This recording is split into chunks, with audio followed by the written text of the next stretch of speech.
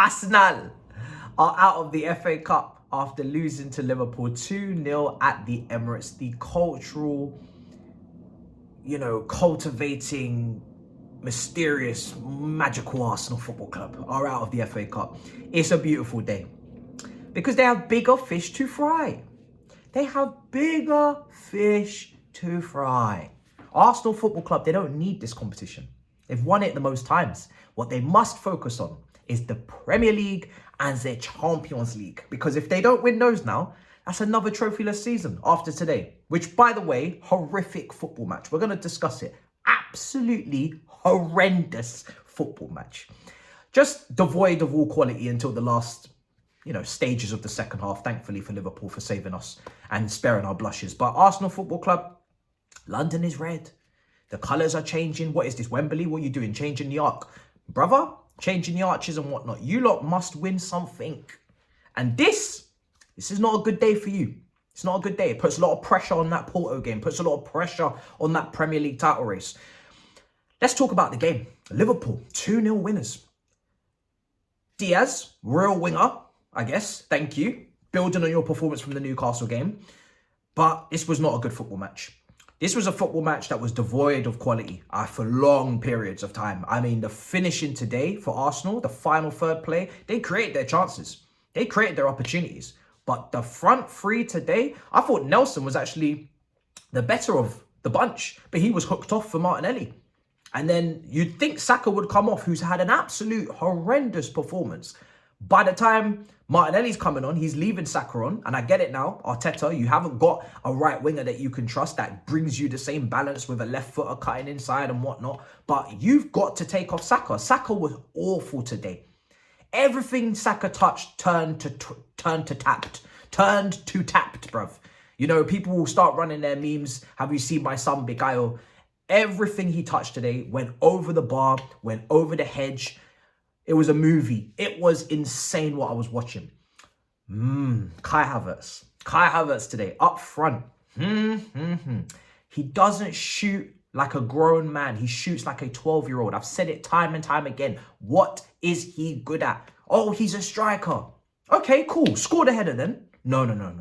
I don't want to do that. Oh no, score the opportunities then. No, I don't want to blast it. I don't want to hurt Alisson. I'm gonna just hit it with this delicate little finessed fraudulent touch that I always do. He's not a finisher. He can't head the ball on a consistent level. And then you've already sacrificed the whole midfielder duty of chance creation, passing, dribbling. So what are we doing here? 65 million, thank you very much. I've said it time and time again. And now Timo Werner has gone to Tottenham. Another one of the triangle trio from the Champions League win, along with the Mason Mount at Manchester United. They've all gone to my ops and I don't shed a tear. I do not worry. I do not fear. These brothers are bums. Bums. And they're not going to be putting on bums on seats for longer. Because I can't imagine that at the Emirates, the people won't be walking out earlier if they're watching this type of tapped nonsense, bruv. That performance up front, you had so many opportunities you didn't take. Saka, I feel for him because he doesn't get rotation. He doesn't get no love. He doesn't get no help. So Arsenal going into a season and having one right winger, since selling Nicolas Pepe, you don't have another right winger to bring Saka in for when you're chasing 4 different competitions, I think is absolutely insane. But Kai Havertz, this jigsaw of moving him into different positions, the pieces won't ever place. It doesn't make sense. It was a tough game to watch. Liverpool were not good for the large parts. Arsenal, for large parts of that game, deserved to be ahead 2-3-0. Because whenever Liverpool, we were waiting for Liverpool to have a shot on target. They didn't have one in the first half. Nunes was poor. He wasn't great to watch again. The whole front line, Gakpo was anonymous for large parts. Diaz really had to improve as the game went on because he didn't start great. They take off Elliott, they take off Jones, they bring on the academy products. And Liverpool somehow get better. Jota comes on. Jota. I was calling for Jota to come on for the longest time. And this guy changed the game. He started linking up and knitting the attack together. He started bringing people together. He started giving Saliba troubles and giving him problems. And that's when Liverpool really started to look like themselves. That's where we could say, okay, Salah's not here today, but Jota's going to take care of business. And then Diaz's goals come and emphatic finishes as well. Especially the second goal is just a beautiful finish. The first one is an own goal from Kivio, actually. An own goal from a set piece. But the second finish is emphatic. He's roofed it. That's the type of power and placement that you'd want a Kingdom Kai, a King Kai, a keys to the Kai, you know, keys to the Bimmer. You know, that's what you'd want from him. People were hitting the bar today, whether it was left-hand side, Martinelli came on, you know, cross was deflected, Alisson tips it to the bar. We had a bar for, you know, Liverpool hit the bar as well. Odegaard hit the bar.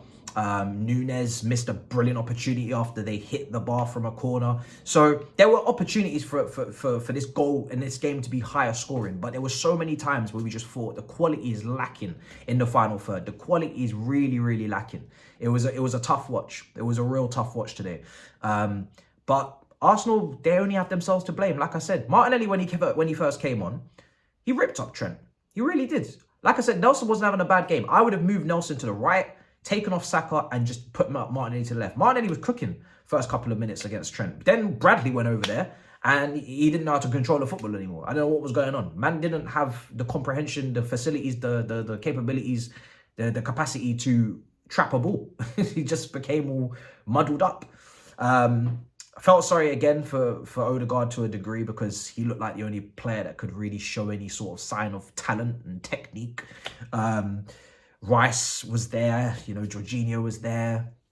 I guess job done, if no shots on target for Liverpool for large parts, you know, for the whole first half, like I said.